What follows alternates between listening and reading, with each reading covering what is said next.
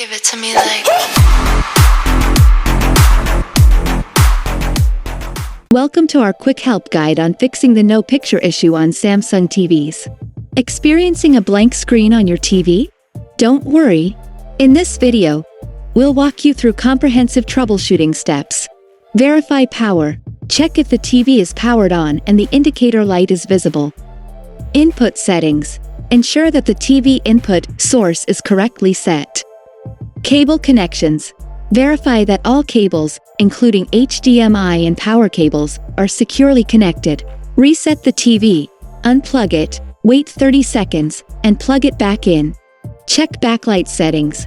Adjust the backlight settings if the screen is too dark. Factory reset. Perform a factory reset if the issue persists. Follow our step-by-step guide to get your TV up and running in no time. Please note that the information provided in these videos is based on the general Samsung TV manuals and is not affiliated with or endorsed by Samsung. Always consult your specific model's user manual or contact Samsung support for the most accurate information and assistance. Thanks for watching. Make sure to like and subscribe. See you in the next video.